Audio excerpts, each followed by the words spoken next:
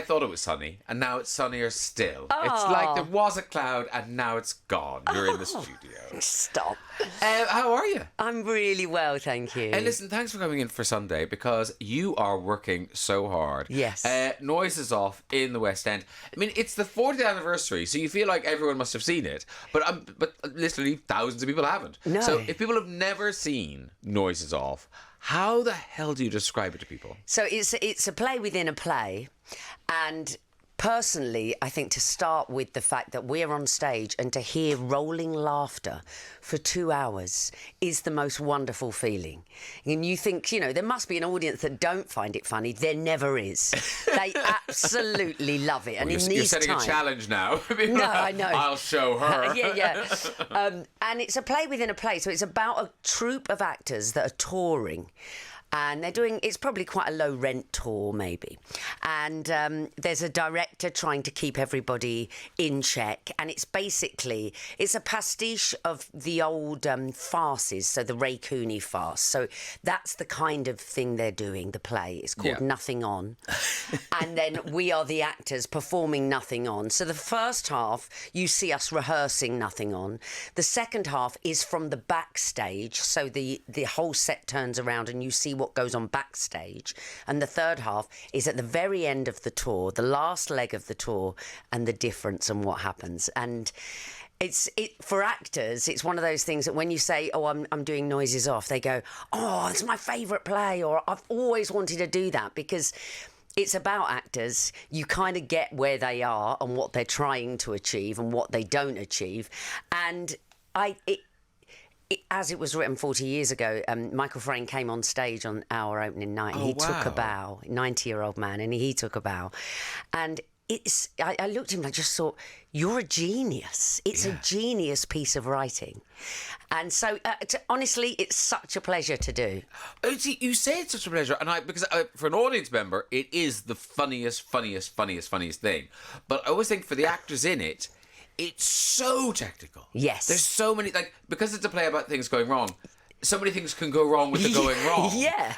I mean, is it endlessly stressful? No, I think at the very beginning, there were 4 of us that were new to this company, and they had already done it at the Phoenix Theatre. And I saw it there, and it was brilliant.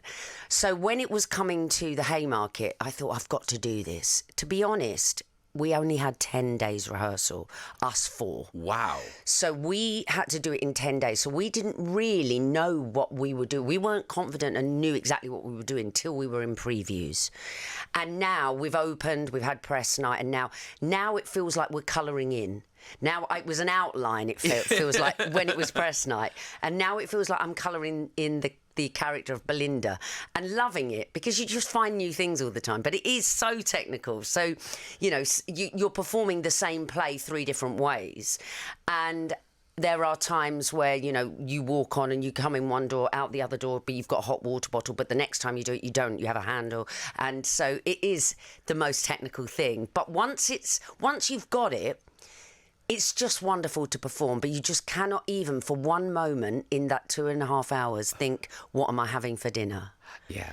Because on a long run, you do end up thinking those things. Well, there are moments, I think, when you're doing 8 shows a week for a long period of time where you might think, oh, have I made sure that, their homework, did they do their homework by... But you can't think that for 2 seconds, because then it's done. It's over. And it's knocked all the timing for everyone else not. Well, you talk to actors and they're doing a show and they think, did I already say this? Yeah. Yes. Yeah, of course that happens, because it's the repetition. Yeah. But the great thing about this is you can never get bored. There is no chance for boredom. And in the world of the play, who is Belinda Blair? Belinda Blair is an actress who, in my version of Belinda Blair, is that she used to be a showgirl. I think this is what Michael Frayn was hinting at in lots of things as well. So she used to be a dancer or a showgirl, like in a chorus line. So her default setting is when things go wrong, she goes back to presenting things and being like a showgirl. Oh, I see. Yeah. Everyone has their own default settings. So she's and she tries to talk posh when she's acting. So she tries to do a really posh accent, but it doesn't work very well. Tell me this. So you were talking about the cast. So big up the cast. Felicity Kendall, Yeah. she was in it already. Yeah, we've got Sasha Frost, Pepta, Oscar Batterum, James Fleet. James Fleet's new, Oscar's new, I'm new, and Matt Horn is new. Okay. Very good. Jonathan Coy, the others were all in it before.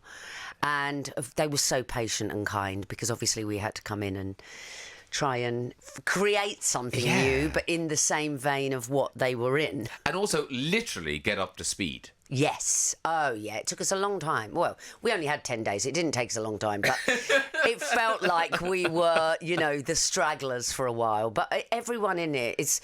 It's just so good. Looking around and seeing the artistry that goes on, you just think, oh, wow, these people are still at the top of their game, whatever their age. Listen, I've got to talk to you about a show. I haven't seen you since you did this. That show, Freeze the Fear. Yes. So you did that. Reality shows are reality shows. That just looked so grim.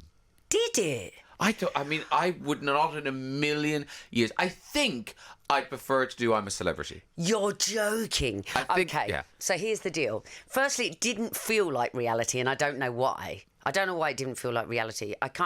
Because we did a lot of stuff we were in this big tent together, and you kind of forgot there were cameras there. And this is the Wim Hof thing. It's extreme cold. Yeah. It's about getting into the cold. So it did change my life quite seriously. Really? Yeah. But at first I did say no the first time round, and then a sign happened, and I'll tell you what happened. I got a text message from Liza Tarbuck, who I barely know.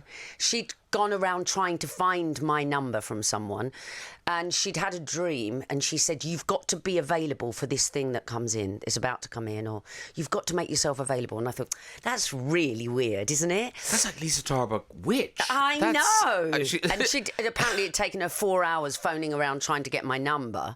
So she said, your security is good, whatever. And I was like, okay, this is weird. She said, I've just been on a dog walk and I've just got to tell you that. I'm sure she won't mind me telling the world. And so then I thought, that's weird. What could it be? And it could have been anything, but I now believe it was Freeze the Fear because I'd already been asked.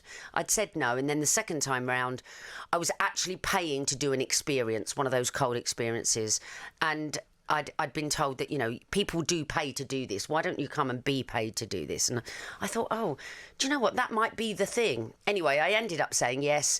I was the last person, and I went out literally to Italy 2 days later, had a medical the next day and just went. And while I was there, I had some form of mental transformation that made me feel like I'm not pushing myself in life. I'm never out of my comfort zone. I love my comfort. I keep myself all nice and comfortable. Yeah. And then you don't challenge yourself, really. And I think from someone that hated the cold, could not, I love hot weather, feel like I should have been born in a hot country. Yeah. And then I got there and the mixture of people, of having Patrice Evra in a double bed next to me there, and I'm Wyn Evans in a double bed next to me there, and the connection I had with Gabby, and they were all like, Tamzin and Gabby won't get on. And then we all had some form of spiritual experience. I had a thing where we were doing breath work, and my mum came through to Gabby, and Gabby had to tell me all about it. I mean, it was just extraordinary, remarkably extraordinary. I didn't expect that. I thought I'd go there and I was going to keep it light. And I did. When people were getting quite, serious, I was like, come on. I was always trying to pick people up. But I think the actual challenges and Wim Hof and, jumping into ice, swimming under ice, jumping off bridges, there were times where I was like, I've got kids, I don't need to do this. I'm not jumping off that. And I'm this age, I'm over 50 now. I'm not doing that. I don't need to do that. But in the end, it became like, I want to do that. I need to do that for me. And have you kept it up? Like, do you go to Hampstead Ponds or anything? So I've always been into swimming, wild swimming, but now I have a cold shower every single day. It is after a sauna, to be fair, but yeah. I like the hot cold therapy. I have invested in an ice bath. I'm not in it every day, no, but I do have one, and it did change my life. And it's more about the fact that if you can sit in an ice bath, or if you can do those things, and the breath work the breath work that Yeah. you do, if you can do those, you can pretty much do anything. You can take yourself to a meditative state with breath work, and that was like the beginning of new stuff, self-care, and me just, I think, being a happier human. Wow. The sales of ice baths is going to go up. It's going to go up. I mean, Chris Evans talks about it. I think, does he have one? Yes. Do we think so? He's nodding. Chris Evans, he's on here with his breakfast show with Sage, right. and he's got one. Maybe mean, I'm missing out. Maybe I'm missing out. You look happy enough to me. I cycle. I feel that's my ice bath. I think that's my I don't ice think bath. everyone needs it.